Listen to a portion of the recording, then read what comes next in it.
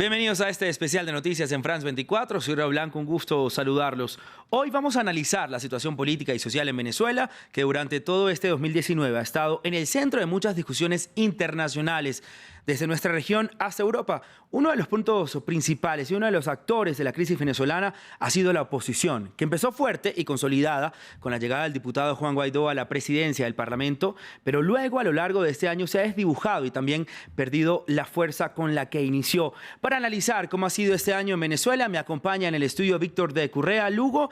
Él es analista político. Víctor, bienvenido. Muchas gracias por la invitación. Y también nuestra corresponsal permanente en Caracas, Herminia Fernández. Herminia, bienvenida. Sí, gracias, Raúl. Herminia, quiero empezar con usted, que vive en Venezuela, y cómo es percibida realmente la posición venezolana dentro del país. Bueno, en este momento hay una especie de desánimo dentro de las personas que apoyan a la oposición, porque Juan Guaidó empezó el 2019, bueno, fue una aparición que hizo repentina como un líder opositor, y todos sus seguidores se emocionaron y pensaron que podía ser la salida del gobierno de Nicolás Maduro.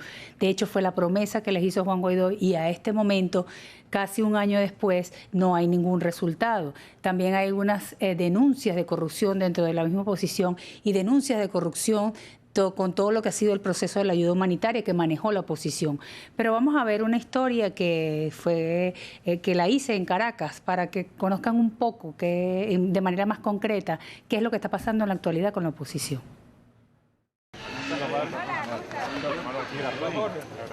2019 tampoco fue el año para la oposición venezolana.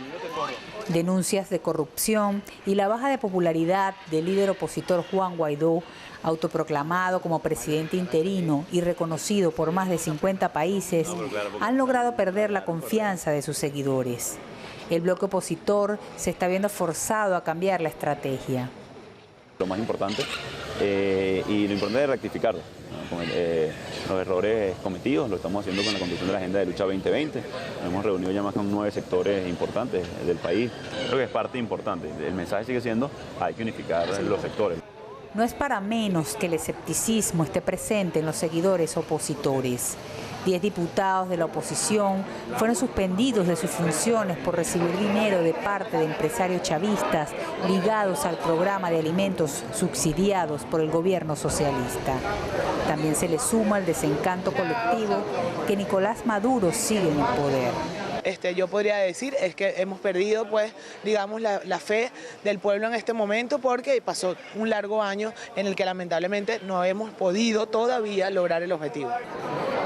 Intentando aprovechar la circunstancia, la bancada minoritaria chavista presente en las sesiones de la Asamblea redobló los ataques a Juan Guaidó.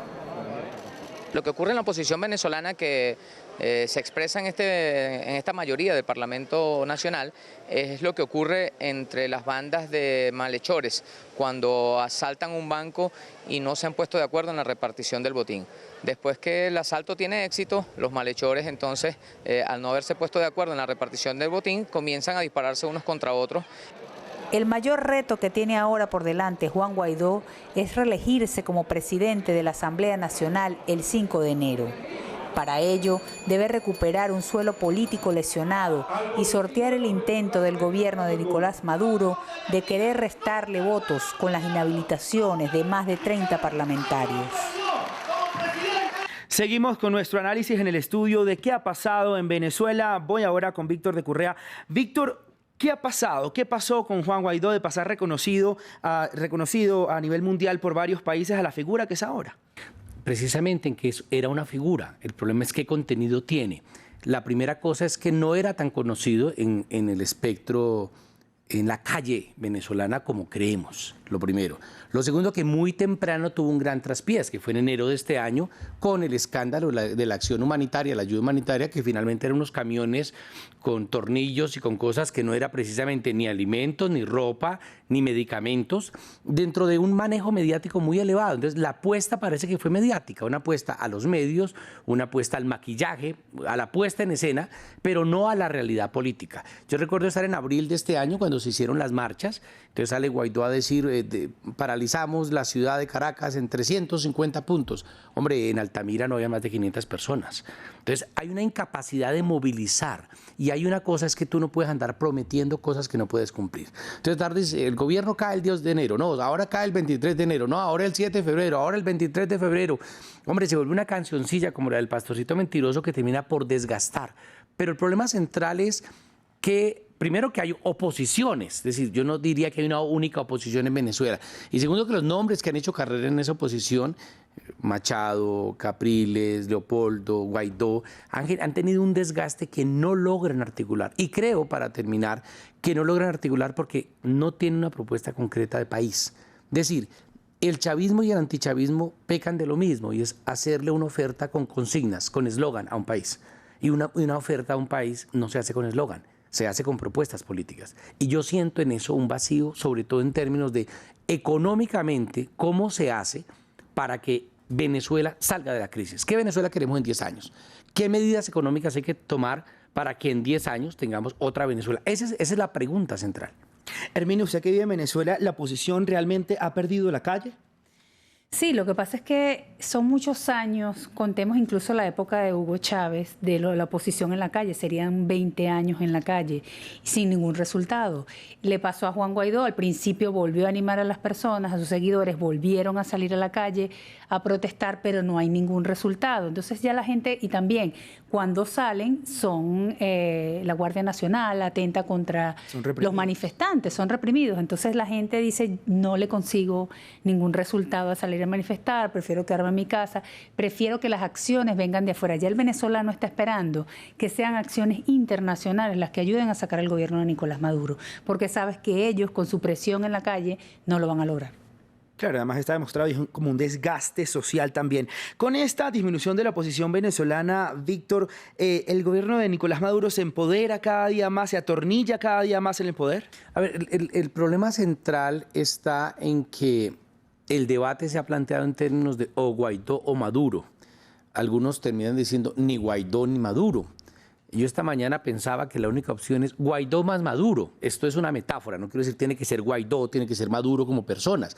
Pero el problema es cómo se plantea una alternativa y un salto adelante que incluya a toda Venezuela. Y toda Venezuela es que sería absolutamente torpe decir Maduro está aislado y son 4 gatos, no. Hablando con representantes de Fedecámaras me decían, por lo menos tienen 4 millones de votos asegurados. O sea, eso es un caudal electoral brutal. El chavismo existe. Y la oposición, disgregada, pero también existe. Sería una torpeza política no entenderlo. El problema es quién quiere apostar a una alianza que sea capaz de sacar ese país adelante. Estados Unidos ya ha dicho que no se mete, afortunadamente. Porque Estados Unidos, si se mete, no va a ser ni por lo demostró en Irak. No es por la democracia, ni esté preocupado por el problema de abastecimiento de los venezolanos. Lo que le preocupa es el petróleo y lo ha demostrado en muchas guerras. O sea, es demasiado obvio. Entonces, ¿de dónde va a venir la ayuda? ¿De Colombia? No, Colombia tiene demasiados problemas internos para seguir con el Grupo de Lima alimentando una cosa que tampoco va a dar resultados. La única salida es un diálogo nacional para que los venezolanos y venezolanas encuentren su propio camino. Pero eso implica que la oposición acepte que hay una realidad política que se llama chavismo. Y que el chavismo acepte que esa oposición va mucho más allá de decir títeres del imperialismo yanqui, sino que hay un conjunto de fuerzas políticas que deben jugar, deben tenerse en cuenta. Pero a lo mejor ese diálogo social ya también está desgastado. Lo vimos en los diálogos que se han presentado a lo largo de todo este año, que no ha llegado a ningún punto. ¿Por qué no se ha llegado a ese punto? Por la falta de ceder en algunos puntos de la oposición y del chavismo, pero es como un ciclo vicioso que nunca se va a romper. Depende del modelo de diálogo. En Colombia sí que sabemos de diálogos y de diálogos fracasados. Y aquí se han hecho diálogos con todas las guerrillas y han llevado a grandes fracasos. Ese mismo comentario se lo hacían a Santos y a FARC. ¿Por qué van a negociar en el 2010 si eso va a ser un fracaso? El problema es el cómo. Entonces, plantear un método real, honesto, en que la gente vaya a dialogar por salir del país.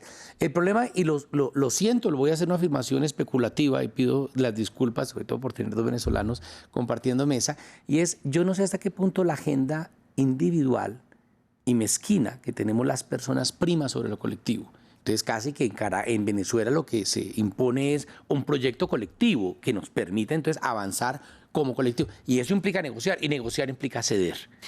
Herminia, quiero ir con usted en un tema muy importante que por supuesto es la economía de Venezuela en este momento.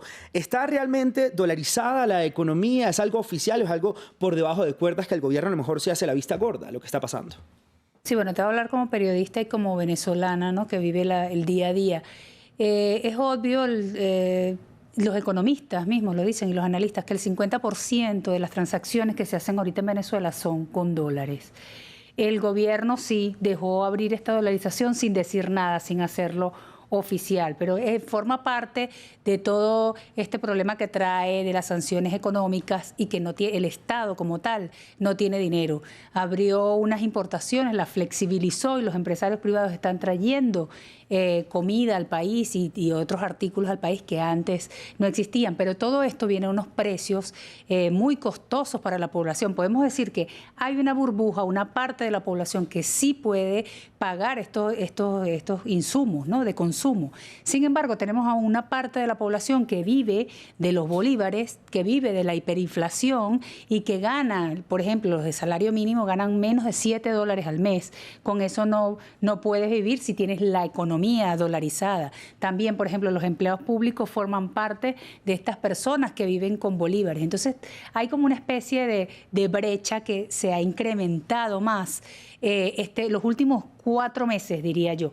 Pero este año 2019 empezó tímidamente la compra con dólares en el país y ya ahora es normal. También se trabaja con euros, también se trabajan con los pesos colombianos. La moneda que menos circula en este momento es el bolívar. O sea, que es cierto entonces que la economía venezolana internamente se maneja con divisas extranjeras. Sí. Víctor, ¿qué viene rápidamente para el 2020? Tenemos 10 segundos de programa. Hombre, buscarle una salida, pero yo creo que esa salida pasa por aceptar todas las teclas del teclado. Cuando a uno le dicen únicamente es el imperialismo yanqui de un lado, o únicamente es el país era el paraíso terrenal hasta que llegó Chávez y lo dañó, me parece que son de lecturas irresponsables, incorrectas y además que no construyen. Entonces, si alguien es capaz de entender, o sea, una pregunta compleja requiere una respuesta compleja. Y si los venezolanos no están dispuestos a dar la respuesta compleja, yo veo que eso se va a atornillar no Maduro, sino la situación, y es aún más delicado. Víctor, gracias por su tiempo y por acompañarnos aquí en France 24. Herminia, gracias también por su tiempo y por acompañarnos. A ustedes, gracias. Continúe con nosotros.